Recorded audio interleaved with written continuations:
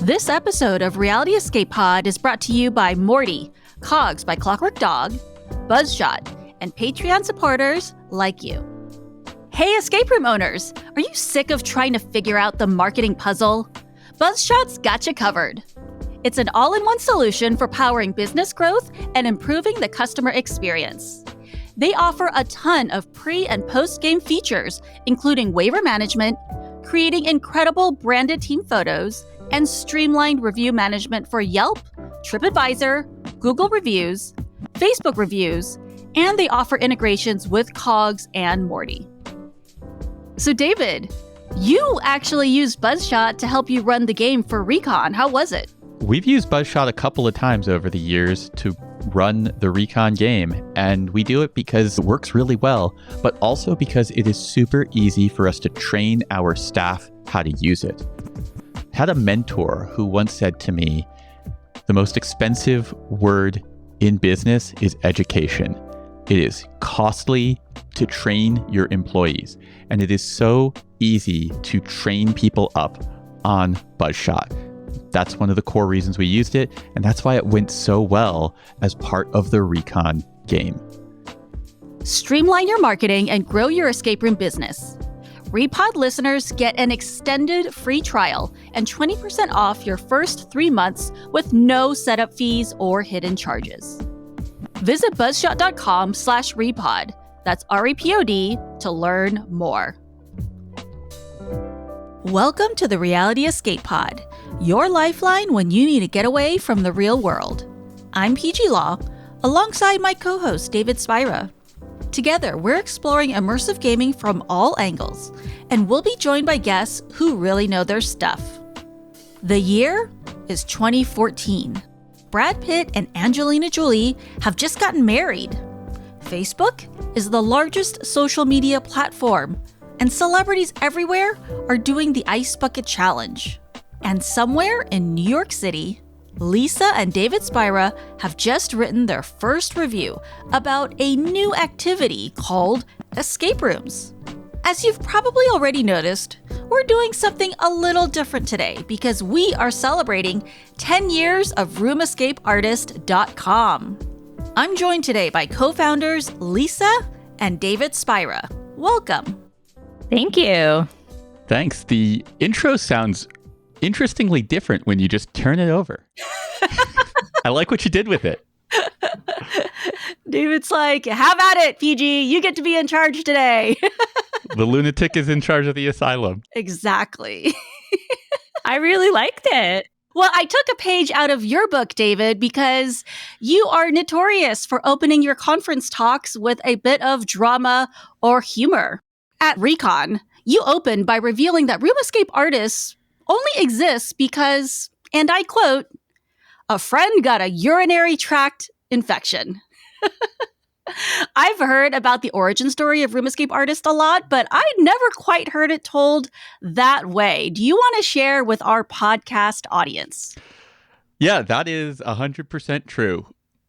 We went to San Francisco in the summer of 2014, and we had already played some escape rooms. We knew that San Francisco was one of the only other places in the US that we could play, which was why we went. We were staying with some old friends of mine, and we took them to their first game. They loved it. We went back to their place, and we were talking like, hey, would it be possible for us to go and play another game? And Lisa and I already had plans with another one of my old friends for that night. And that was the only window that we were going to have to play another game. And so the answer was no. And then that friend called up and had to cancel because she had a UTI. And we sat around with our friends with all of this newfound time. And we did two things. One was we found another game that we could play that night at Ohm Escape. We had Sarah Zhang on a few seasons back. We played at her place. And then the second thing that we did, because we had a lot of time, was the four of us sat on their couch and Googled escape room and every city and state we could in the US and assembled a list. That list eventually became a map. And that was the first thought that we had was if we wanted this list, other people probably would want it too. which is where we get into the part of the story that we've told 1,000 times. But yeah, we had that free time because of a UTI. And I want to add, because after I told that story, there are a few people who are in the escape room community who people know I have known for longer than escape rooms have been around.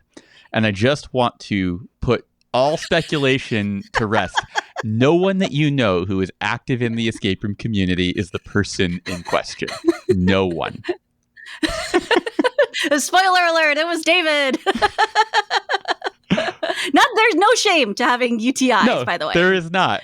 But mostly just stop hassling my friends who have been around, because I know a few of them have gotten questions. So creating the list, did you do that before you had written your first escape room review? I'd put out 3 posts prior to this on my personal blog about escape rooms. One was just a post about having played my first game. It wasn't a review or anything, although I was gushing over it because I just fell in love. The second was the review that we wrote of Escape from the Werewolf Village. And the third was, it was an escape room primer, because this just sounds so silly at this point. We kept taking friends to play escape rooms locally in New York, and very quickly, people were getting intimidated to go with us because we were experts, because we had played a few games. And so we decided to make this little primer to give them a sense of what they were getting into, what being a good teammate looks like, what not to do. We were just trying to make our friends a little bit more comfortable to come play with us. So those were the 3 posts I had written on my personal blog prior to making the map.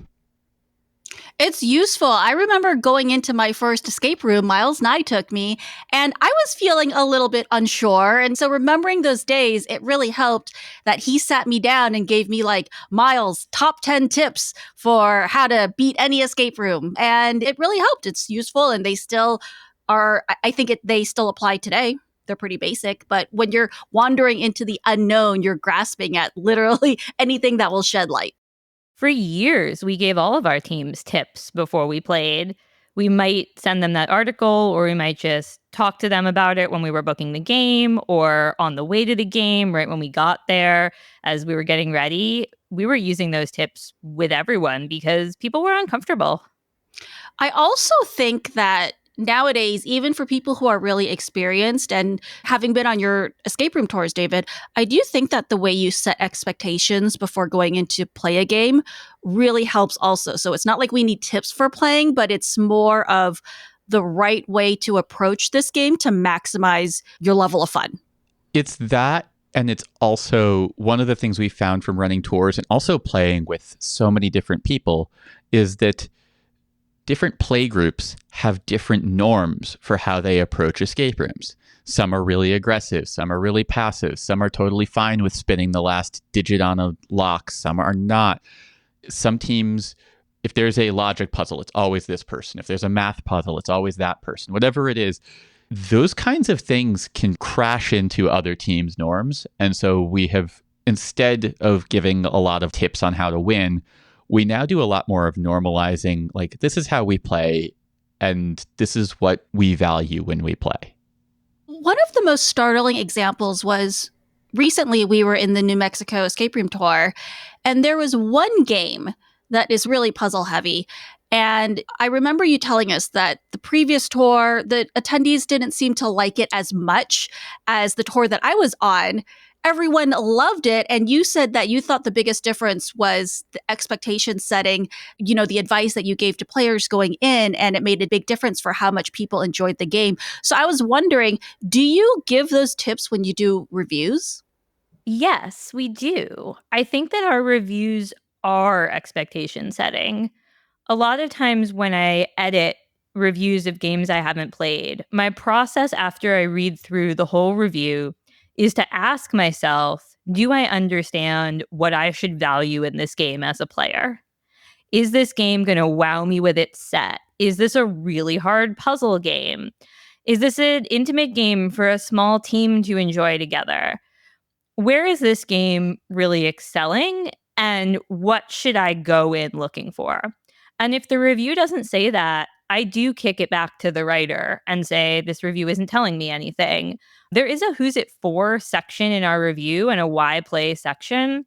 But even then, if it sounds like the game is a little bit of everything, I push back to try to understand if it really is even across the board, because that's a great style of game too.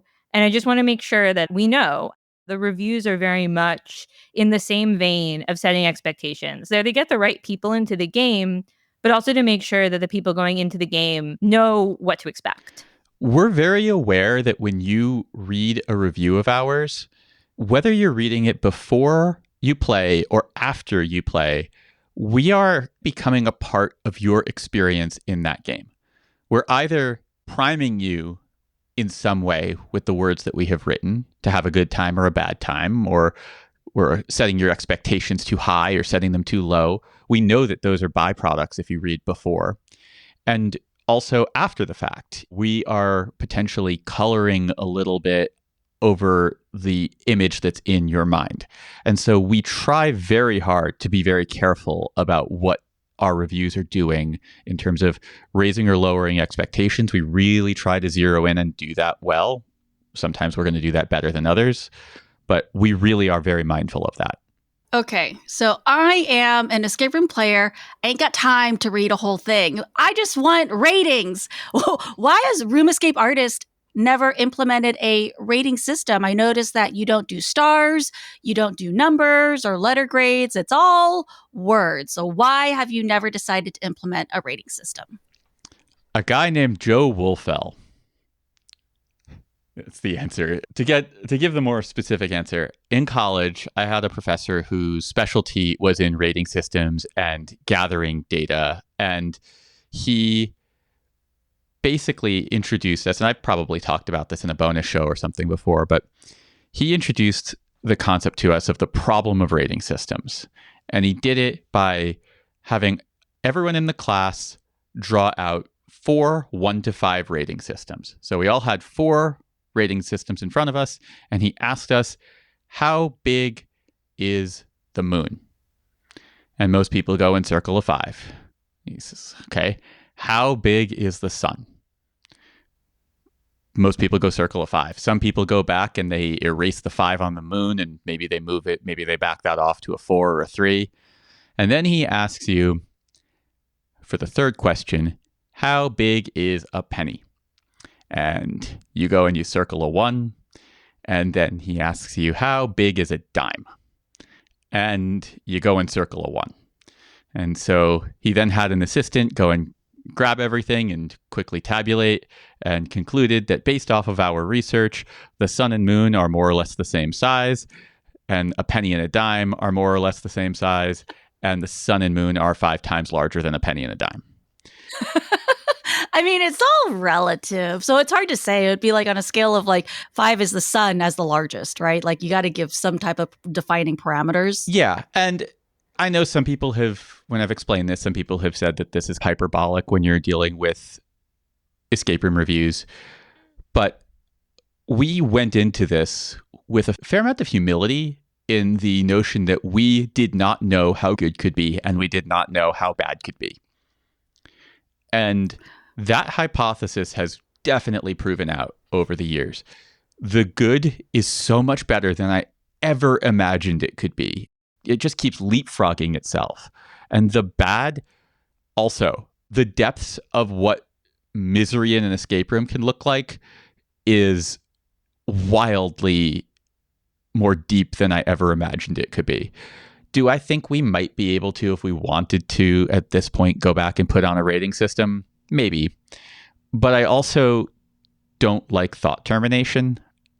I really want people to think about the meaning of the review, not the number. As soon as we give the number, the words become meaningless, and we live in nuance. That's where we live. Yeah.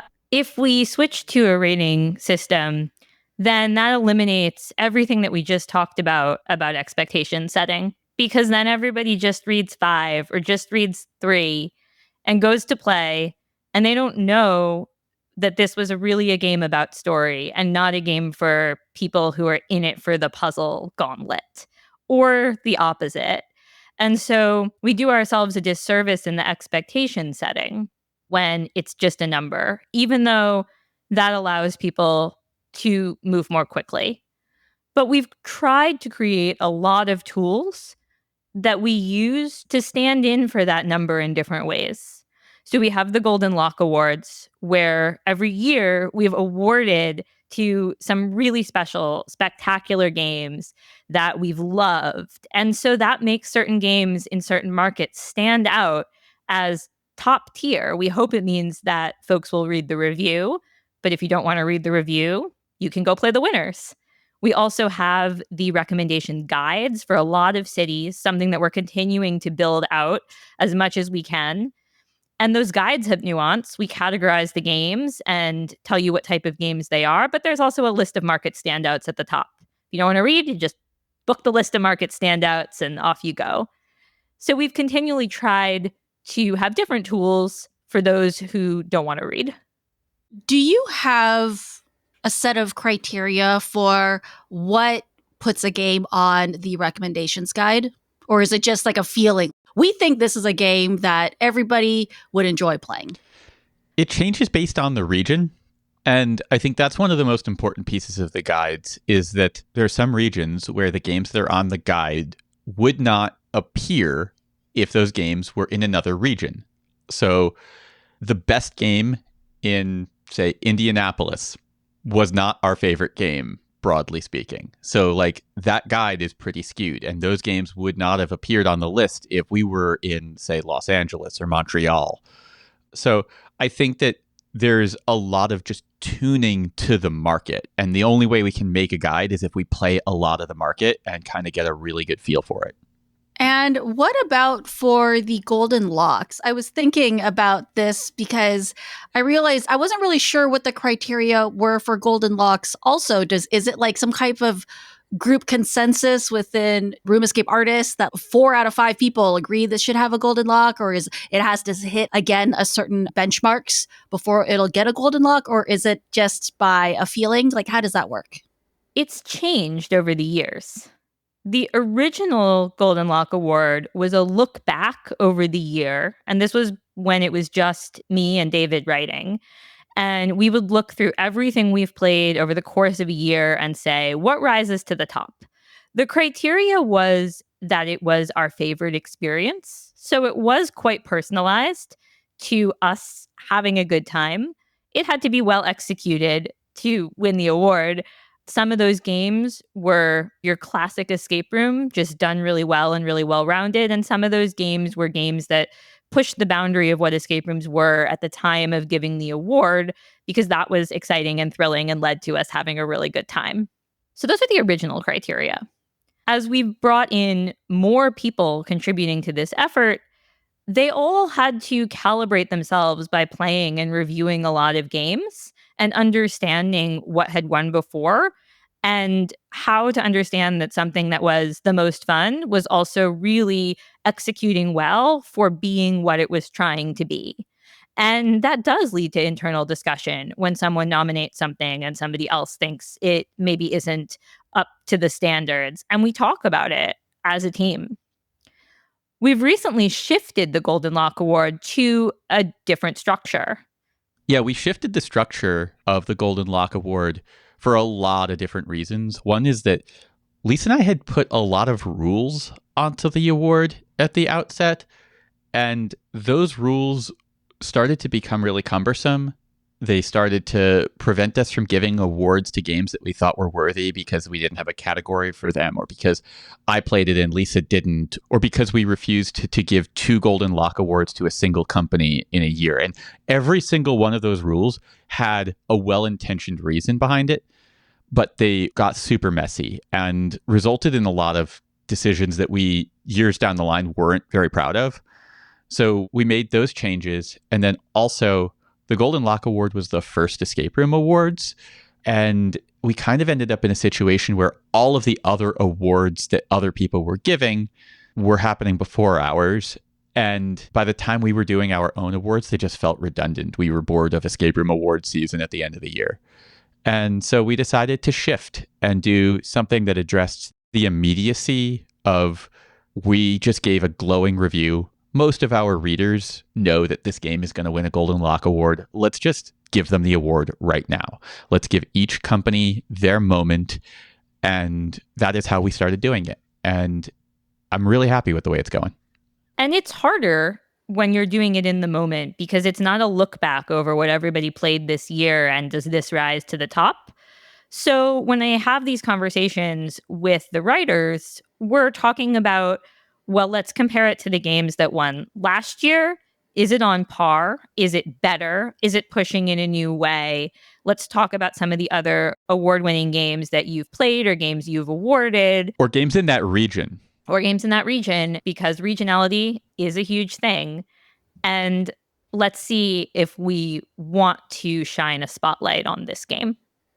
That makes sense because it feels like going back to David's example about the ratings where you don't know how big the moon is until you know that you're going to be rating the sun also, right?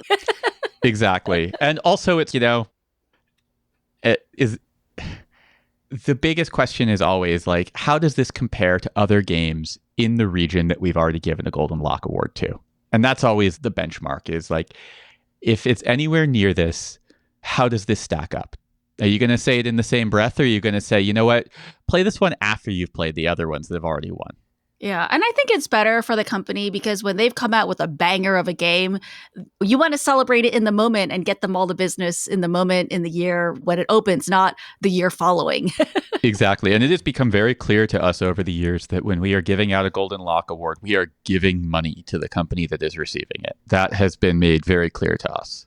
Oh, yeah. Just like I'll travel to go play Turpica games, I'll travel to go play Golden Lock games as well. You should, because these are certified fun. And that is the other big piece that we're trying to do with the Golden Lock Award is that Turpica has a very narrow band of winners, especially when it's so global. We're trying really hard to fill in gaps at this point that Turpica can't. We're trying to award things that are too far away from the norm of what the clean escape room definition is, that will never win a Turpica or that are a little too experimental. We're trying to make sure that those games don't slip through the cracks.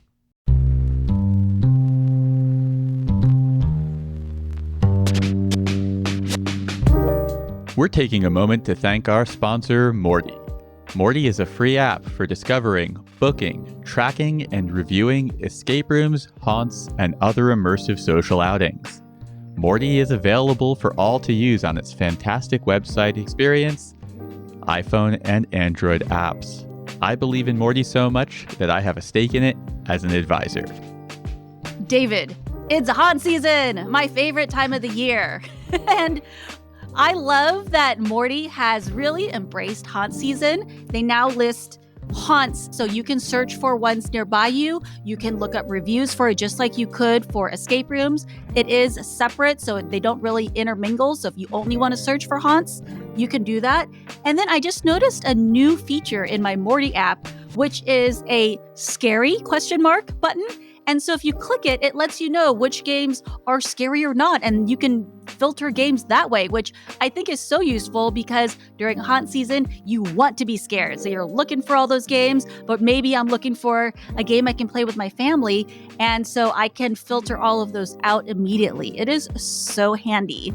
But I hope that you use Morty during the haunt season and get the hair scared off of your head. You can learn more at morty.app/repod. That's REPOD to sign up and get a special badge for our listeners. Link and details in the show notes. All right, so you obviously know what makes for a fun and successful game. You've been covering the escape room industry now for 10 years. Why have you never thought to create your own escape room company? I mean, we certainly thought of it. Lisa and I, we both in 2014 were working on projects in our respective careers that we were deeply passionate about. I was consulting for the UN on humanitarian software. Nothing had ever meant more to me than working on that project.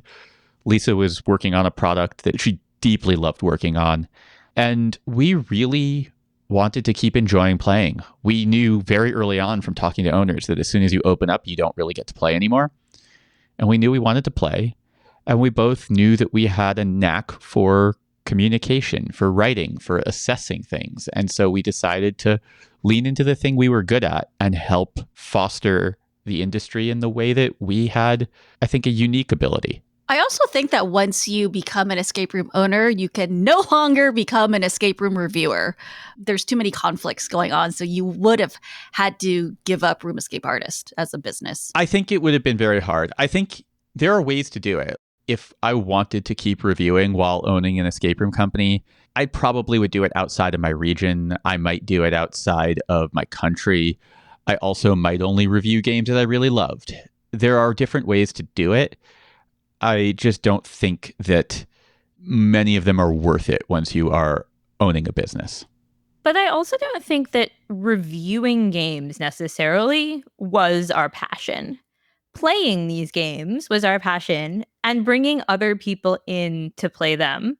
We loved analyzing them. We're both really analytical, and we're both writers, and we both do love writing and just crafting words. But it didn't have to be in the form of a review. David wrote a lot of pieces, like the player tips piece that we talked about, that were about how to play better or about a specific design choice. David will pull a real nuance and write a whole piece about this particular design. So we were doing a lot of other writing and we were finding our niche. We were also early on talking to media a lot and trying to explain this concept to people, because think back 10 years, people didn't know what this was. We were doing so much explaining in the early days.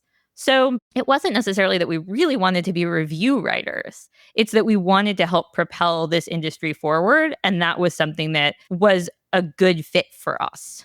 And also, if you were to just go out for dinner with us, we won't just like a dish. We will sit down and dissect what we like about it, what made it different from other similar things. This is what we were doing before we were reviewing escape rooms.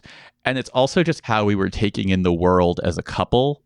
It's just kind of part of who we both are. We love kind of drilling into the nuance of what makes something good. Before I met David, I ate cupcakes from every single bakery in the tri-state area, pretty much, at least in the boroughs of New York City, and analyzed them. And you kept a spreadsheet, I'm sure. Of course I had a spreadsheet. These are people after my own heart. It's like the day I decided I wanted to learn to make sourdough bread. And I made a loaf every single day for 6 months before I gave up because I found the no-knead recipe and all of my experiments were pretty much moot because this stupid viral recipe was better than everything I had tried making. Please put that in the show notes. I can put my no-knead bread recipe in the show notes too. I have a no-knead bread recipe. It's not sourdough, but it's the bread recipe that I've been baking forever, and it's amazing.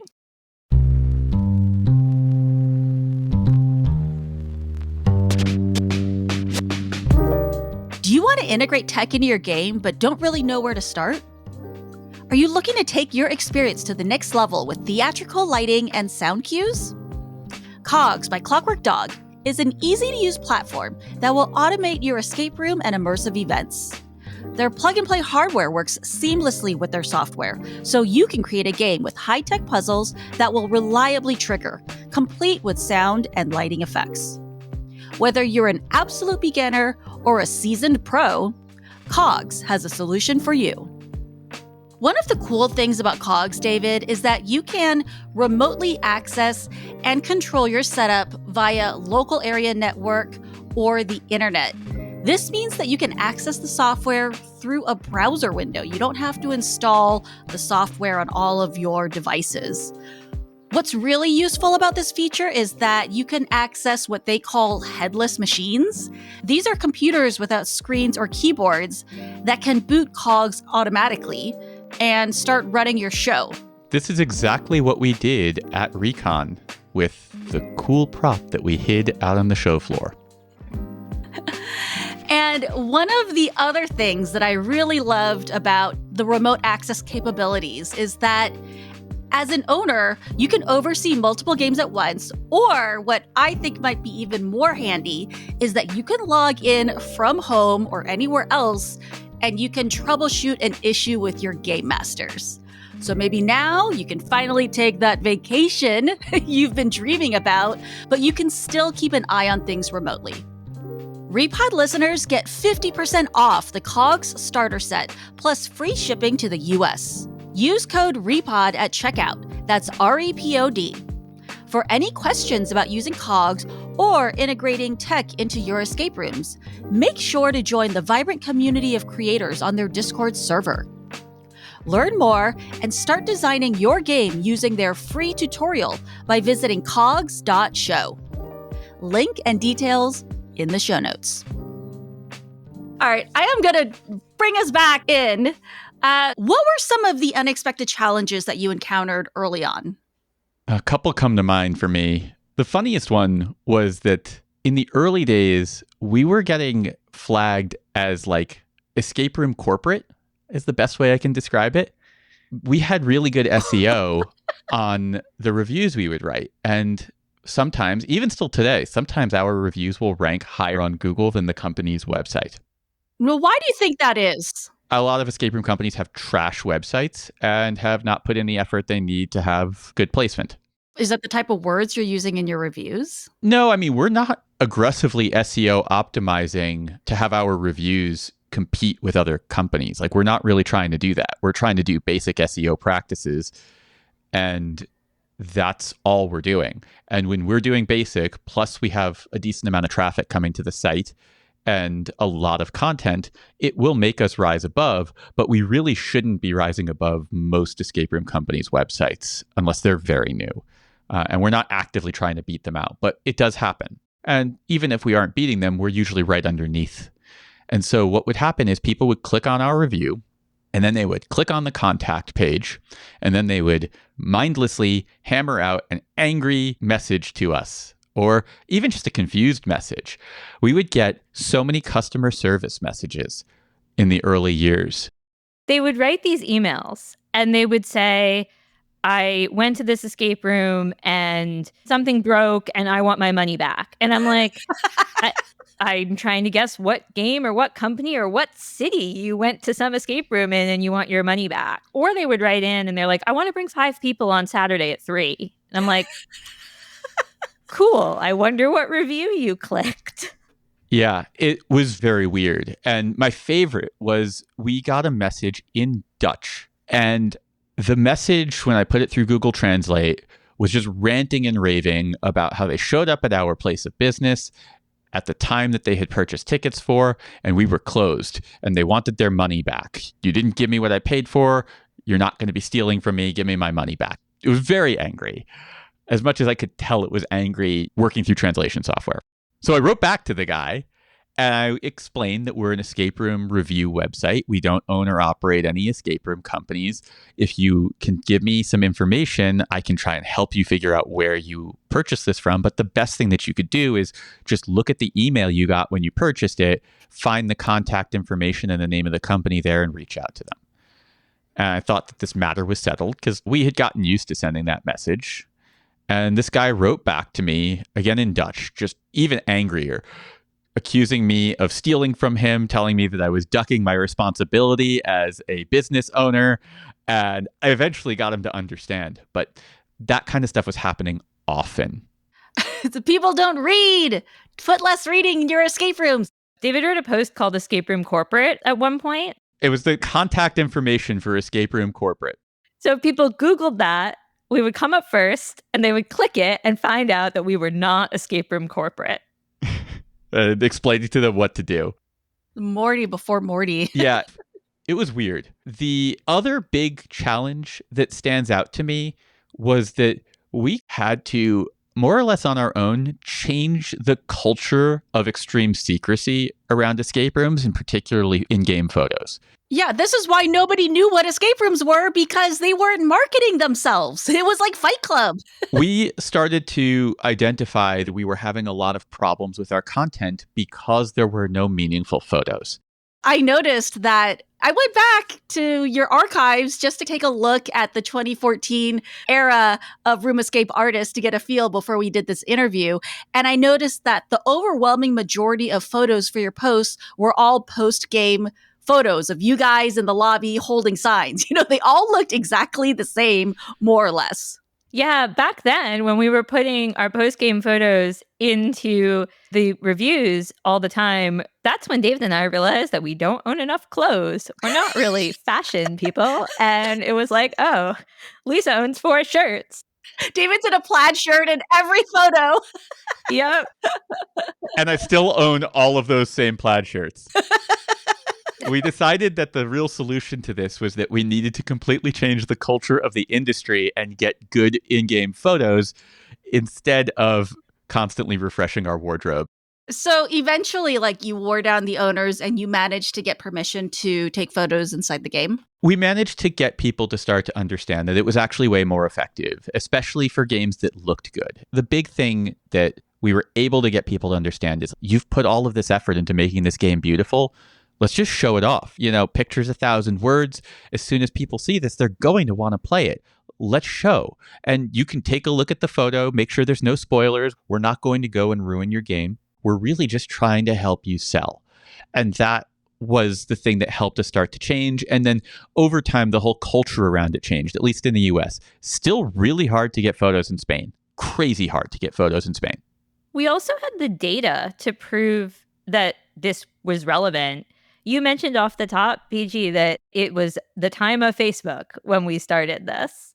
And we had data to show that a review that posted on Facebook with a really intriguing picture of the actual game got way more clicks and likes and reads than a review that had a photo of us in the same shirt or any sort of stock imagery of any kind, like a logo or something from their website. So we were able to say, this is a really great review of a really great game. Let's get people into this game. We need a great photo so that they read the review. Also, both of us really wanted the review to be about the game and not about us. And that was another piece that, having the photo of the experience be us and our friends was sending the wrong message than the one we wanted to send. I think that escape room companies could still learn this lesson today because a lot of the Instagram profiles I see from companies are just all team photos. And no offense to all of your lovely players, but I don't care. I don't want to see a bunch of photos of random strangers. What I want to see are people having fun in your rooms. I want to see photos of your cool props or the cool set. Or your build process. Yes, that is very interesting. David, I've heard you talk a lot of times about inflection points or moments where you had to really get more serious with how you approached Room Escape Artist as a business. Do you want to talk a little bit about that? There have been so many of them. The one we talk about most often was that one of the earliest reviews we ever wrote was of the art studio at Mission Escape Games in New York City. The backstory on this was that when we showed up with our team to play, as we were walking in the door, there was this group coming out, and they were just real beefy, bro-y types. And they were high-fiving and talking about how they won the game in a way that company never expected. And we just heard this as they were walking out and as we were walking in. So we had very little context, and then we walk into the lobby, and the owner, who we didn't know at the time was the owner, Derek, walks out with his business partner, Dave, and they were both very subdued, but seemed a little bit nervous. And they said, "We need a few minutes. I'm sorry, we're going to have to run your game a little bit late." About half an hour later, they got us into the game and they pointed at a little nightstand type thing that had a compartment with a lock on it, and they had duct taped it all back together. And they basically just explained to us that the team before us had picked this whole thing up and smashed it. And that was the container for the final puzzle.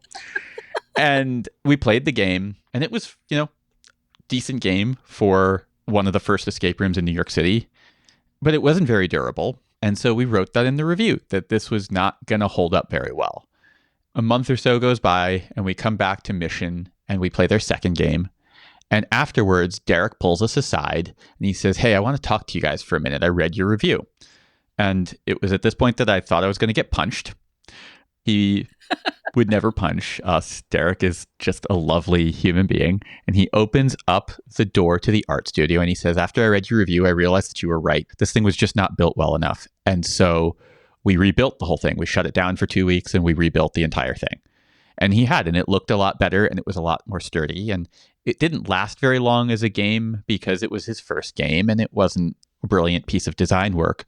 But Lisa and I went home and had a heavy conversation about how we were not really expecting people to be making business decisions based off of our reviews, and that we needed to either get really serious about this or stop.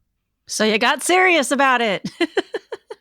Now, what did getting more serious about it look like to you? What did that mean for you? In the early days, when we were writing reviews, we would talk about the game and analyze it with our friends. Then we would go home and David would write about it and I would proofread and we would hit publish. It was a very different time. And we decided to really take some more time to think. That was one of the first things. And there were a couple of things that led to that. The 3-day waiting period. Yeah, we instituted this 3-day waiting period because we wanted to make sure that our emotions didn't get in the way of a fair review. And this could go in two directions. We could be so excited about winning in the last 30 seconds or setting a record or some really cool puzzle that we would be overly positive for a game that was just good or fine. Or we could be really angry about one thing we thought was unfair or a loss or just something that happened in the room and write something that was too negative of a game that was actually quite good. I also think the biggest bias that we had was that we were really gentle on games that we lost. Yeah. And so we wanted to make sure that our reviews were truly representative of the game, because if someone like Derek was going to make a decision to overhaul his game because of something that we said, it needed to be really thought through.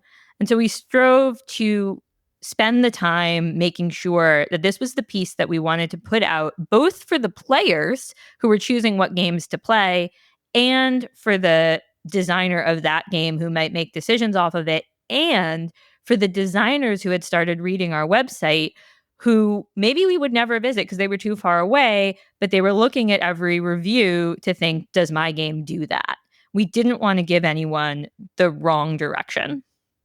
That makes a lot of sense because you think when you're writing reviews, I think it's reasonable to expect that your audience is mainly going to be for players. And then as it turned out, the audience really was owners and creators also looking for how to improve their games. And there's definitely, I feel like, a responsibility there. I noticed it even, I think I had gone to an escape room and I was talking to the owner and I was like, yeah, we were just having a conversation where I said, I think signs suck, but I do like signs that are funny, that are well made and good quality and kind of add to the fun of it as a prop. And he messaged me a few weeks later. He was like, I made these amazing wooden signs, PG. Like, thanks for the tip. And I was like, oh, people are taking actions based on just some casual conversation I had. And so it's not really on the same level, but I understand that feeling of like the things you're saying, there's a consequence there, whether good or bad. Yeah, there have been many different inflection points like that over the years, but that's exactly the kind of thing. Like, we have to be a lot more careful about like stray comments and stray suggestions. We're pretty careful with the way that we approach that stuff because we are now hyper aware that the words that we say have meaning. We also are very strict with our teams about not talking negatively about the game while we are in the game. That was really the result of, I'm not going to say who, but there's someone who we played with who really likes to complain in games. And we were having a lot of problems because over the PA systems, it's hard to tell who's complaining. And the owners don't necessarily know whether it's us or that player, or if that's even representative of something that we agree with. Sometimes this person would complain about something and be like, I would never put that in a review. But like now we have owners who are sitting there in the Game Master's booth getting anxious about us because our team are being jerks. And they're just assuming then the team is a jerk. They must be jerks. The review is going to be terrible. I'm just going to like mentally prepare to not care about this at all. Yeah. Don't be a jerk. Yeah. In the 10 years since you've been writing reviews and running Room Escape Artist, I know that I'm not alone in thinking of you two as thought leaders in this industry. What are some of the other ways that you think Room Escape Artist has impacted the escape room community? That's a big question. Room Escape Artist has built a community within this industry. It's not just about the games and the design of the games, but it's about bringing people together who share a passion and who are our type of people. We've built a lot of communities. We have the community of people who come on our tours. And there have been waves of people. We started running those tours in 2017. There were people who came early on. Then we started going back to the same destinations. So we brought in new people. And there are people who have been on 4 or 5 of these tours and have really built a community there. We've built a community in our Patreon channel where there's conversation all the time of people who just want to talk about this. And there are owners there, and there are players there, and there are people who share weird, fun, cool stuff. And that's a community, an online community with a shared passion. We've also built a community in our own organization as we grew it. We were a place, as we expanded over the pandemic, we brought in a lot of people and we created together a community around this shared passion. We discuss a lot of things with the people who are contributing to one of the many Room Escape Artists projects. And there have been other communities as well. There have been communities of people that we've met at conferences, that we've stayed in touch with, that have become people that we confide in and talk to because they're in a different part of the world and they're having a different experience, but the same experience. And that's been, I think, one of the biggest impacts that we've had. There's a few really tangible ones in my mind. One is linguistically, we have introduced a lot of words and terms into the escape room community, some of which I'm really proud of, a couple of which I regret. The big examples are like runbook, as when you find a journal or a log of some sort that basically just tells you the steps you need to do in a game. That really did come from the work I was doing at the time for the UN. We needed to produce a whole bunch of documentation for what their engineers did if something failed. And we called them runbooks at work. And so I started calling these types of things we were finding in escape rooms runbooks. That is now a pretty broadly used term. On the flip side, we were having a conversation with Sean Fishstein from Escape Games Canada, and he was talking about how he has these escape room generations 1 through 4 that he uses to help get clients who are hiring him to design games for them. Like Gen 1 escape room, all locks, Gen 4 is all tech, etc. Yeah, he was just using that as a way to get a conversation started with a potential client to kind of zero in on what kind of budget they had and what kind of ambition they had. So we had a really interesting conversation with him in his lobby and then decided to put out an interview with him where we talked about this. And between him talking about that at conferences and us putting out that piece, escape room generations became this set of terms that people were using, even though it was very loosely defined and it was never meant to be used as categorization of games. That was something I deeply regretted putting out. I still, to this day, regret putting that piece out. It was just completely misconstrued. People attach judgment to it so quickly, and players would be like, I don't like Gen 1 games. We're like, what do you mean you don't like Gen 1 games? And it wasn't how we wanted to talk about differentiating escape rooms. And all of a sudden, it was something that people were very attached to. Yeah. I think that we've done a lot to push for sustainability, to help players understand what companies need to be sustainable and to help companies understand how to build better and build a business better. I think we've pushed really hard for that. I think we've pushed really hard for safety. And I think that was something that took us a while to start to figure out how to approach that. And even to this day, it's a complicated subject. And maybe that's something we can talk about more in the bonus show, because it remains a very complicated subject. But after the fire in an escape room in Poland, where there were a number of fatalities, we instituted a safety rating system in our reviews to help our readers understand whether they wanted to go into a game or not. And that, I think, really did help frame a lot of conversations early on about how escape rooms needed to start to adjust to handle fire safety better. And that has certainly been very effective within the United States. I also think fire code enforcement has been a lot better, and we had nothing to do with that. But before 2019, fire code enforcement was atrocious, and respect for fire safety was really bad. So what were some changes that companies made to improve safety since you started this campaign for it? The biggest thing is that we're just not really locked into games very much anymore. It used to be overwhelmingly common for us to be looking for the door key to get out of a game with no fire safety mechanism at all, no emergency exits. There were some companies that were doing push to exit buttons relatively early on, but it was not really the norm. We were often locked in. So much so that I was usually carrying a door shim and a handcuff key. I was carrying a universal handcuff key on me into almost every escape room for years. David is such a Boy Scout, Eagle Scout. I deeply appreciate that doors aren't locked anymore because I recently played an escape room with my niece, and in the middle of it, she was like, "Ema, I really have to go to the bathroom right now." Now, of course, I called out and they were like, "Yes, just leave. You can just literally walk out the door." And I'm glad that it wasn't like a whole thing because these are real considerations that I'm sure happen all the time. Yeah.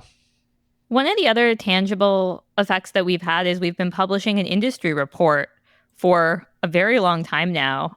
I forget which year the first one was, but that industry report has been referenced by so many people and used by people to prove that their business is a legitimate thing to their municipality or whoever they need to talk to.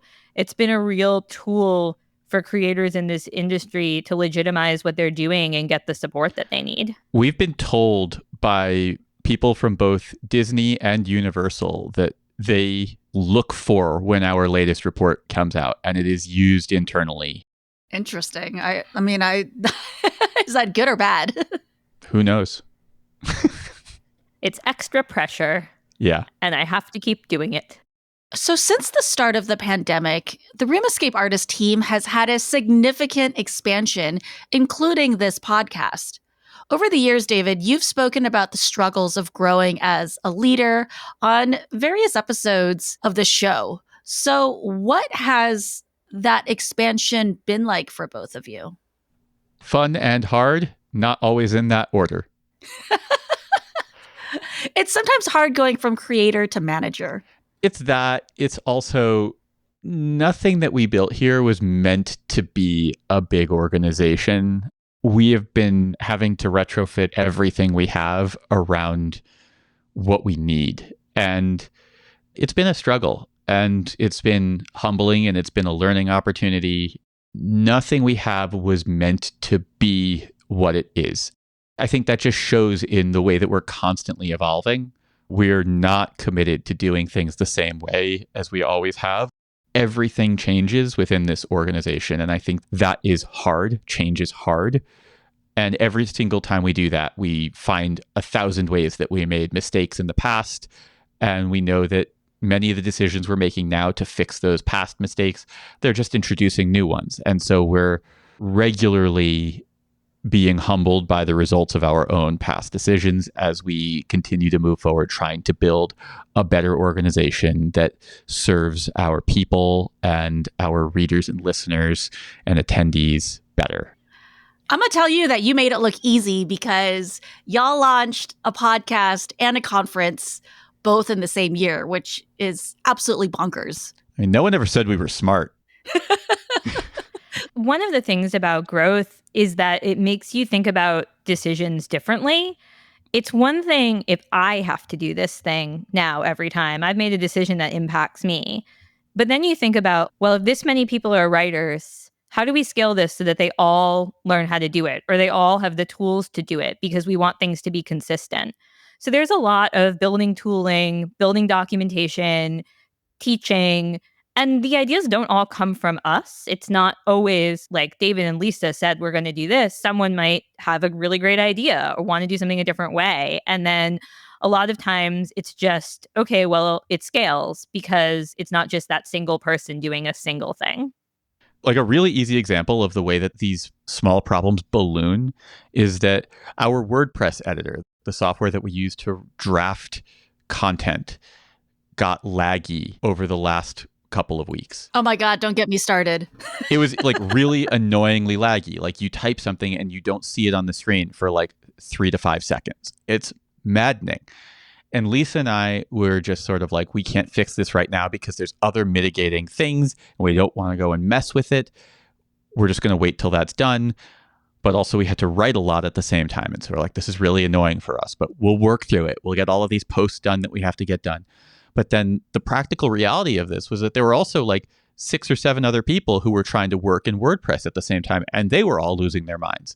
And so this small thing that we could easily say was just like, yeah, this is just an annoyance.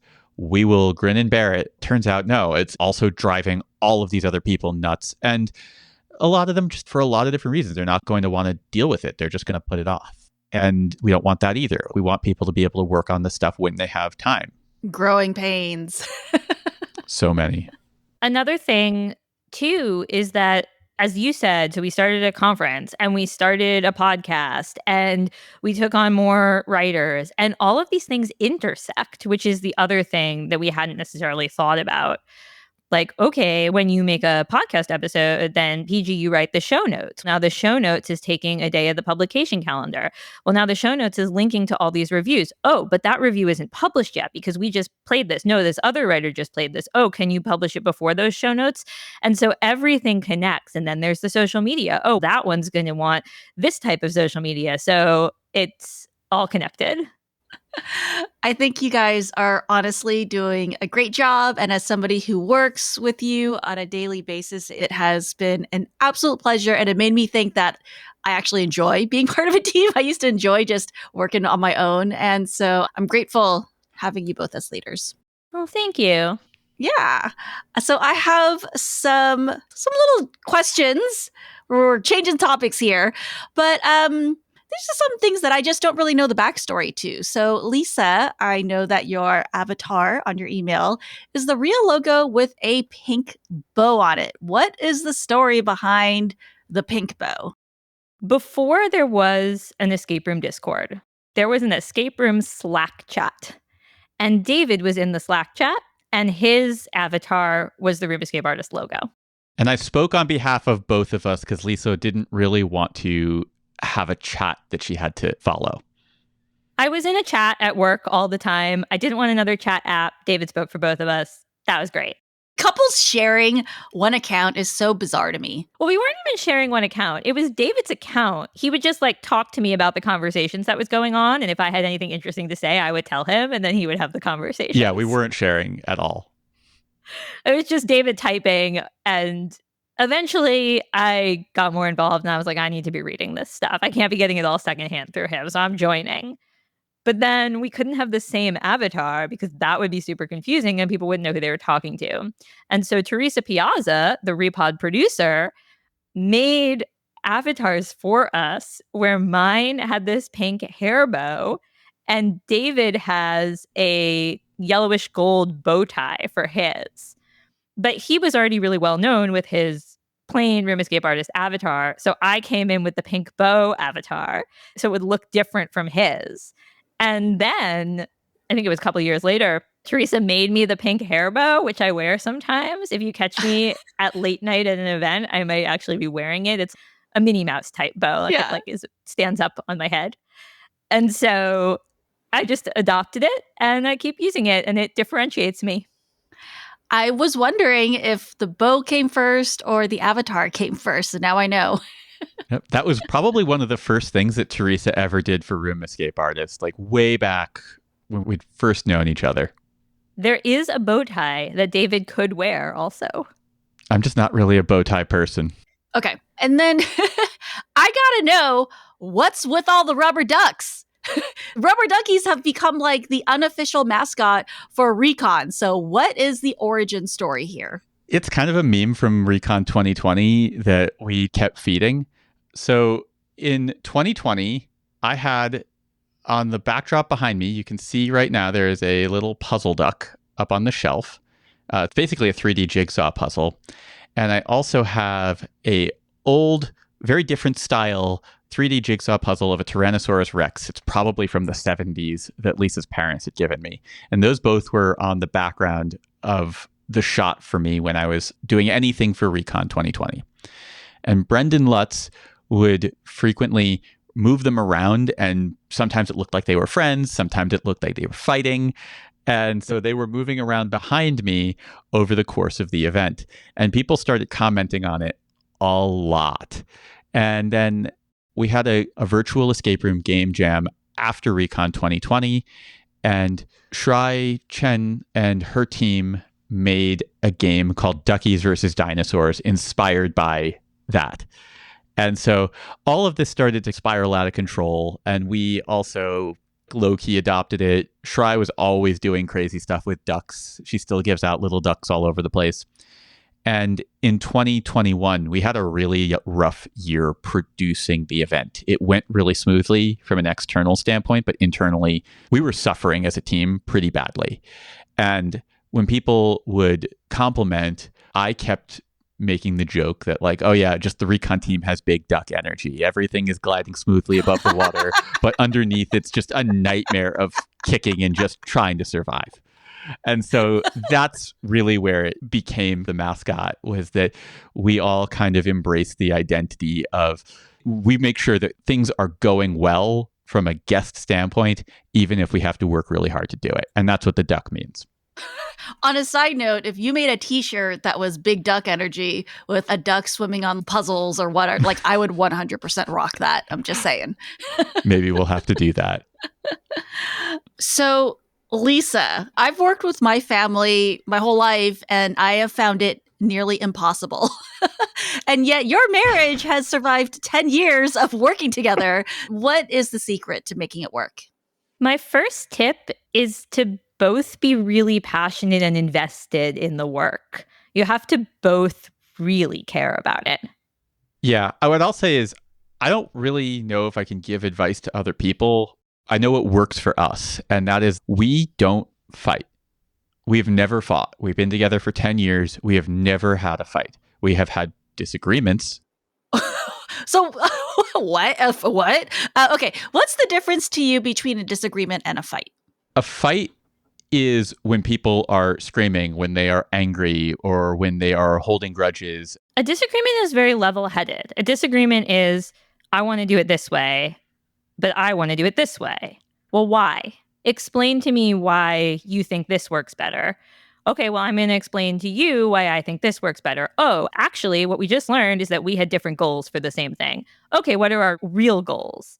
That's the way that we disagree. Or just in life, like if one of us is doing something that is annoying or impeding the other, we don't hold on to that thought for very long. We just go and say like, hey, I don't totally know why this is happening, but you're doing this thing and it's becoming really frustrating for me.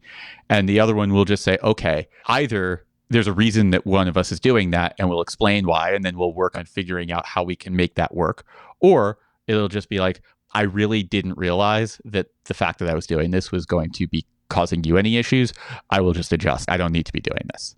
The communication really is key. It's big. The other thing is for us, we never assume the other one is doing something to hurt the other. And we never have. Like I have never once in my 10 years with Lisa ever done something to be intentionally spiteful or cruel or anything, and never on her end either. There's always an understanding that we are both working towards things together and that we're never adversaries. No matter how tense things get, no matter how hard things get, we both have to be safe for the other. And as long as we can maintain that, then nothing can ever get too terrible. I think we also have a rule that only one person can be a mess at a time. Oh yeah, that one's important. Yeah. So if one person doesn't feel well, or one person is frustrated or upset about, I don't know, work or family or whatever, the house, I don't know, the other one can't fall apart. The other one has to be the support system. And if you were sick first, or worse, you need my support. Yeah. Then we really try to take turns being the one who needs support and the one who is the support system. Yeah, we will rally for each other. Whoever really needs it, we really do rally for each other. And on like a rare occasion where we both had COVID at the same time, we were both like, we're breaking the rule. I still think David is probably worse off from all the reports I heard from Lisa. No, those are really helpful tips, I think, to help incorporate into making any partnership run smoother. Okay, I have a question. If you had never discovered escape rooms, what would you be doing right now with all of your free time? I have always been described by friends as someone who commits wholeheartedly to a thing, basically with blinders. And it's true. And when I told one of my friends from college about this escape room thing that we were doing pretty early on, she said, I never would have predicted that, but also it didn't exist for her to predict. But your life doing this website and being fully in on it just makes complete sense. It fits with your personality. I have always been all in on one thing until I was all in on something else. So I can't tell you what I would be doing, but whatever it would just be that. I think that's the answer. We would have started a different business. We would have built a product. I think there was a world where around the same time we were starting Room Escape Artist, we were messing around with making migraine tracking software. And I think that we probably would have been making migraine tracking software and we probably would have made a lot more money, but we would have had a lot less fun. I forgot we were working on that. Yeah, I still have all the design work. That was a good project. It was a good project. Ever since I started streaming 10 years ago, very sporadically, and it was so fun. And I just remember saying, all I want to do is talk about games all day long. That's all I want to do. So I'm right there with you guys. All right. So apart from that, though, what else do you enjoy beyond escape rooms? There's got to be some other hobbies. We mentioned earlier baking bread. I really like baking. I bake all of our escapes. I bake brownies and cookies and banana bread. And now I've been baking a lot of zucchini bread. I'm really into quick breads. Yeah, I like baking. It makes a lot of sense to me because baking is like a really exact science. It's not like cooking, where cooking is like jazz. Like you can do a dash of this or whatever, but baking, you got to be really exact about your measurements. So I feel like that tracks for you, Lisa. How about you, David? For me, music was what was taking up the overwhelming majority of my life for the decade or more prior to escape rooms conquering my life. I was playing a lot of guitar in the early years of Room Escape Artist. I have not had as much time to pick up my guitar. In fact, I had gone literally years without touching it. And only recently have I started to carve out time to pick it up and play more often. But yeah, music was a really big part of my life, live music. And I still love it, but my relationship with it all is very different. I also am just a sponge for information, and I still do to this day spend a lot of time absorbing large amounts of information. And that's just a weird hobby of mine. I don't know whether that counts as a hobby or not, but it is a thing I do. The other thing that we did together for a while, although I guess we stopped during the pandemic, is we were doing ballroom dancing. I don't think we would be very good at ballroom dancing, having done it for more years, but we really enjoyed it. It gave us each a different type of puzzle. For David, there was a whole puzzle to being the lead. And for me, it was really nice to be the follow. And it's its own communication thing in a different way. And we were both really enjoying that.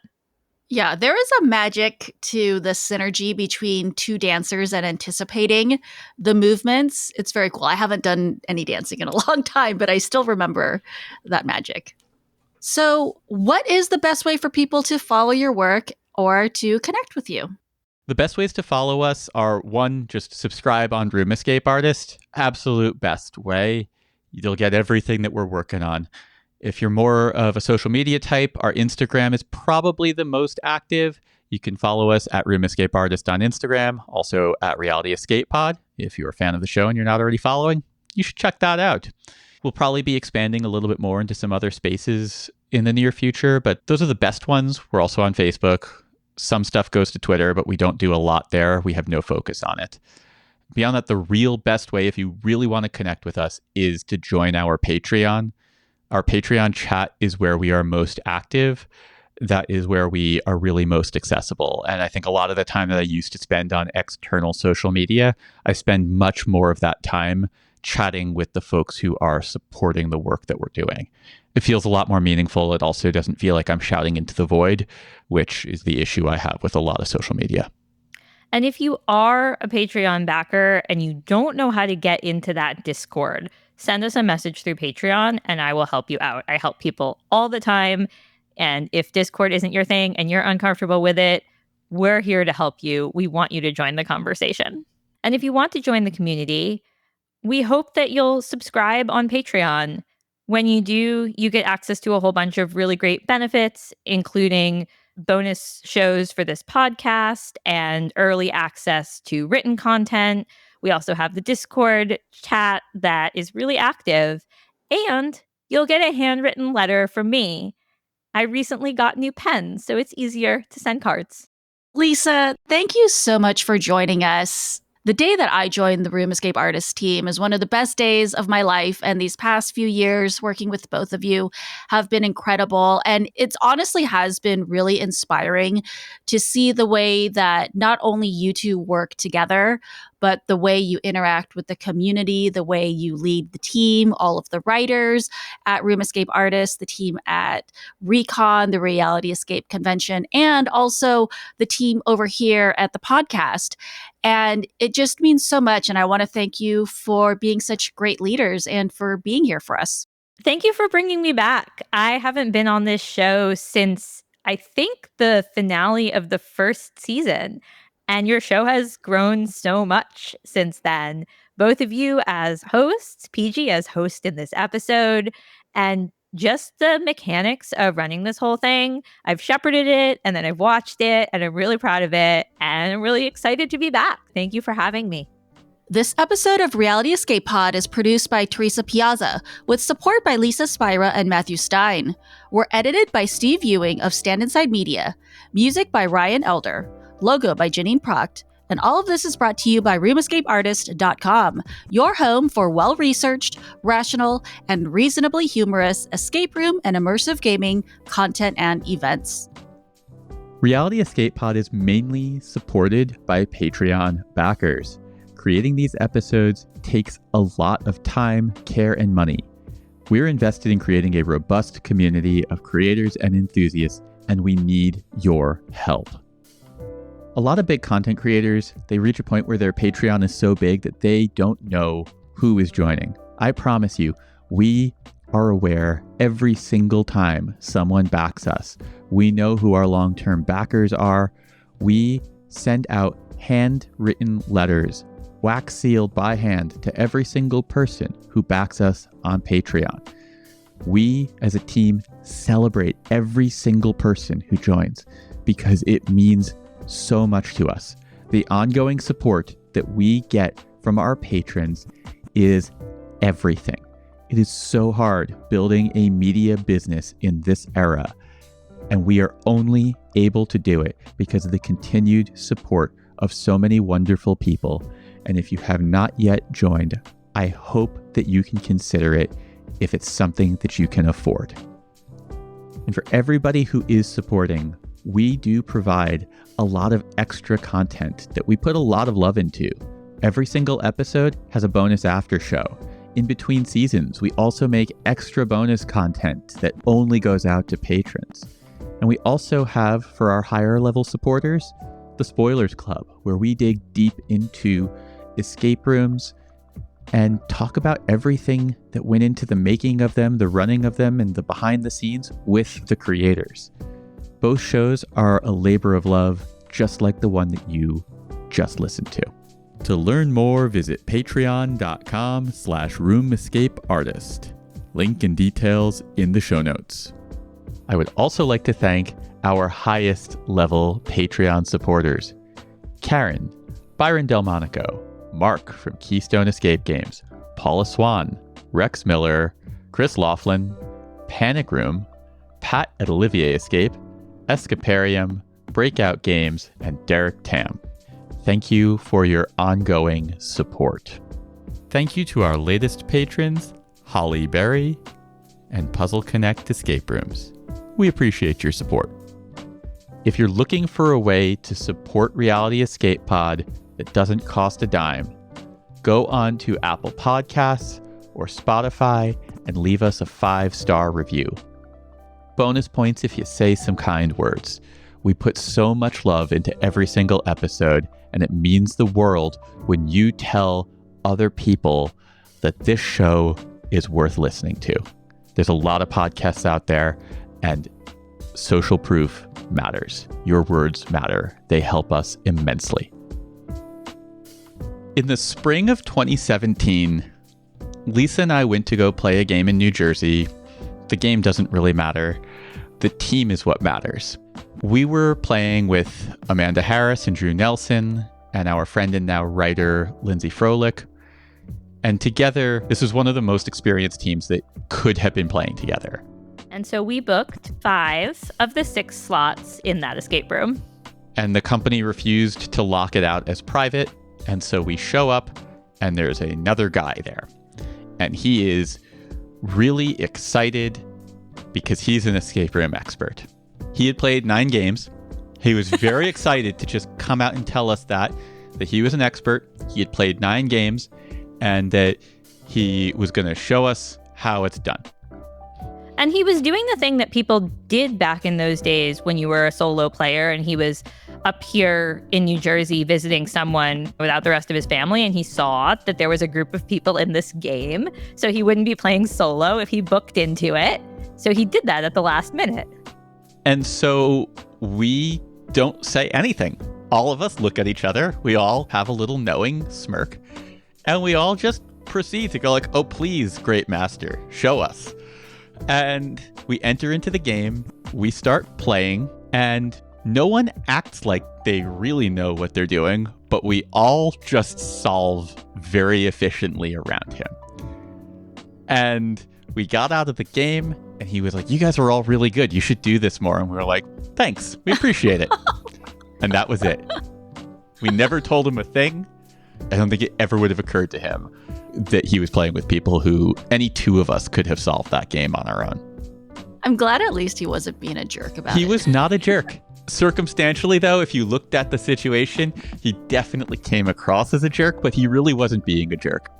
He wasn't. He just made some assumptions that mathematically were good assumptions. Just we were not that.